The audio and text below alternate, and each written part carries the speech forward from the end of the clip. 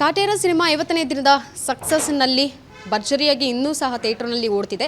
ಈ ಒಂದು ವೇಳೆ ನಟ ದರ್ಶನ್ ಅವರ ಒಂದು ಹೇಳಿಕೆ ಇರ್ಬೋದು, ಅವರ ಪದಬಳಿಕೆ ಇರ್ಬೋದು, ಹಲವಾರು ಜನಕ್ಕೆ ಅದು ಇಷ್ಟವಾಗಿಲ್ಲ. ಸೊ ಇದನ್ನು ಆಕ್ಷೇಪಗೊಳಿಸಿ ಕರ್ನಾಟಕ ಪ್ರಜಾಪರ ವೇದಿಕೆಯವರು ಇವತ್ತು ಫಿಲ್ಮ್ ಚೇಂಬರ್ಗೆ ದೂರನ್ನ ಕೊಡೋದಕ್ಕೆ ಆಗಮಿಸಿದ್ದಾರೆ. ಏನು ಹೇಳ್ತಾರೆ ಅದರ ಬಗ್ಗೆ, ಯಾಕೆ ಅಷ್ಟೊಂದು ಬೇಸರ ಯಾಕೆ ಅವರು ವ್ಯಕ್ತಪಡಿಸ್ತಿದ್ದಾರೆ ಅನ್ನೋಂಥದ್ದನ್ನು ಮಾತಾಡಿಸ್ತಾ ಹೋಗ್ತೀನಿ. ಸರ್ ನಮಸ್ತೆ. ಮೊದಲನೇದಾಗಿ ಈ ವಿಚಾರವಾಗಿ ಏನು ಹೇಳ್ತೀರಾ? ಮೊದಲನೇ ಕನ್ನಡ ಮನಸ್ಸುಗಳಿಗೆ ನಮಸ್ಕಾರನ ಹೇಳ್ತಾ, ಇವತ್ತು ತುಂಬ ಕನ್ನಡಿಗರಿಗೆ ನೋವು ತರುವಂಥ ವಿಚಾರ.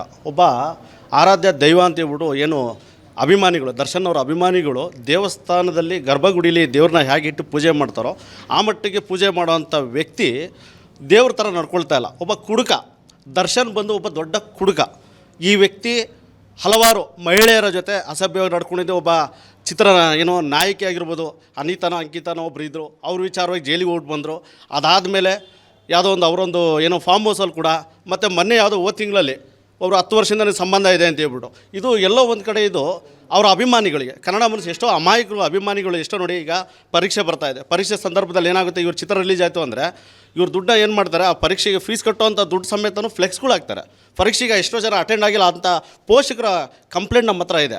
ಈ ಥರ ಇರಬೇಕಾದ್ರೆ ವ್ಯಕ್ತಿ ಹೇಗಿರಬೇಕು? ದೇವ್ರಂಥ ಪೂಜೆ ಮಾಡೋಂಥ ವ್ಯಕ್ತಿ ದೇವ್ರ ಥರ ನಡ್ಕೋಬೇಕಾ? ಒಬ್ಬ ಕುಡುಕ ದರ್ಶನ್ ಅಭಿಮಾನಿಗಳಿಗೆ ನೇರವಾಗಿ ಹೇಳ್ತಾ ಇದ್ದೀನಿ, ಈ ಕುಡುಕ ದರ್ಶನ್ ಈ ಮನುಷ್ಯ ಮಾಡ್ತಾ ಇರ್ತಕ್ಕಂಥ ಕೆಲಸಗಳು ಯಾವುದಾದ್ರೂ ನಿಮಗೆ ಯಾವ ಥರ ಇಷ್ಟ ಆಗ್ತಾನೆ ಮನುಷ್ಯ? ಯಾವ ಥರ ಅಂದರೆ ರಾಜಣ್ಣವರಿದ್ದರು, ಅಂಬರೀಷ್ ಅವರಿದ್ದರು, ವಿಷ್ಣುವರ್ಧನ್ ಅವರಿದ್ದರು, ಶಂಕರ್ನಾಗ್, ಇವ್ರನ್ನೆಲ್ಲ ನೋಡಿ. ದರ್ಶನ್ ಅವರ ಯಾರೋ ಅಭಿಮಾನಿಗಳಿದ್ದೀರೋ ನೀವುಗಳು ಅರ್ಥ ಮಾಡ್ಕೋಬೇಕು.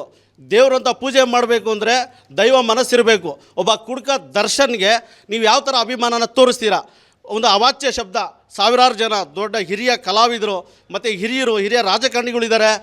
ಏನೋ ತಗಡು ಅನ್ನೋದು ನಿರ್ಮಾಪಕರಿಗೆ, ಅಣ್ಣವ್ರು ಏನು ಹೇಳ್ತಾಯಿದ್ರು ಅಂದರೆ ನಿರ್ಮಾಪಕರಿಗೆ ಅನ್ನದಾತರು ಅಂತ ಹೇಳ್ತಾಯಿದ್ರು. ಈ ಕುಡುಕ ದರ್ಶನ್ ಏನು ಹೇಳ್ತಾರೆ, ಕಿತ್ತೋ ತಗಡು, ಗುಮ್ಮಿಸ್ಕೋತೀಯ ಅಂದರೆ ಇದು ಹಳೆ ಪದ.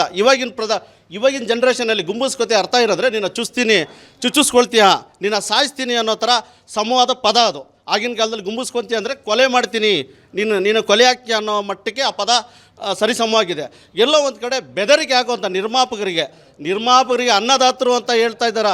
ಅಣ್ಣವ್ರು ಹುಟ್ಟಿರ್ತಕ್ಕಂಥ ಈ ನಾಡಿನಲ್ಲಿ ನಿರ್ಮಾಪಕರಿಗೆ ಗುಮ್ಮಿಸ್ಕೊತೀಯ, ಕೊಲೆ ಮಾಡ್ತೀನಿ ಅನ್ನೋ ಮಟ್ಟಕ್ಕೆ ಆ ಪದನ ಬಳಸ್ತಾ ಇದ್ದಾರೆ. ಅಂದರೆ ಈ ಕುಡುಕ ದರ್ಶನ್ಗೆ ಅಭಿಮಾನಿಗಳು ಏನು ಅಮಾಯಕ ಅಭಿಮಾನಿಗಳು ಇವಾಗಲಾದರೆ ಎಚ್ಚೆತ್ಕೋಬೇಕು. ಅನುಕ್ಷಣದ ಸುದ್ದಿಗಳಿಗಾಗಿ ವಿಸ್ತಾರ ನ್ಯೂಸ್ ಯೂಟ್ಯೂಬ್ ಚಾನೆಲ್ ಸಬ್ಸ್ಕ್ರೈಬ್ ಮಾಡಿ. ಹೊಸ ಸುದ್ದಿಗಳ ನೋಟಿಫಿಕೇಶನ್ಗಾಗಿ ಬೆಲ್ ಐಕಾನ್ ಕ್ಲಿಕ್ ಮಾಡಿ.